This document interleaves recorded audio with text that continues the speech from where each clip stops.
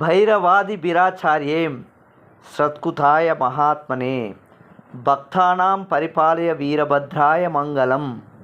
మహబూబాద్ జిల్లా కొరవి మండలం గ్రామంలో ఉన్నటువంటి శ్రీ భద్రకాళి సమేత వీరభద్ర స్వామి వారి దేవాలయ విశిష్టత గురించి తెలుసుకునే ప్రయత్నం చేద్దాం.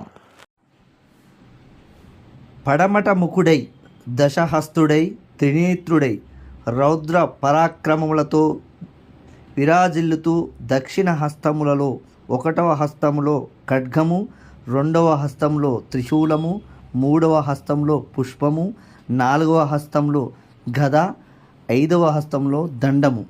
ఈ విధంగా వామ హస్తములందు 1వ హస్తములో డమరుకము, 2వ హస్తంలో సర్పము, 3వ హస్తంలో విల్లు, 4వ హస్తంలో బాణము, 5వ హస్తంలో ముద్గరము. ఈ విధంగా భక్తుల పాలిట కల్పతరువుగా పిలిచిన పలికే దైవంగా శ్రీ వీరభద్ర స్వామి ఇక్కడ దర్శనమిస్తున్నారు. ముఖ్యంగా రుద్ర గుణాలు ఈయనను సేవిస్తాయి. భక్తులను విపత్కర సమయంలో దిక్కుతోచని పరిస్థితిలో భక్తులకు ఆదుకునే పరమ భోళామూర్తిగా దర్శనమిస్తున్నాడు వీరభద్రుడు.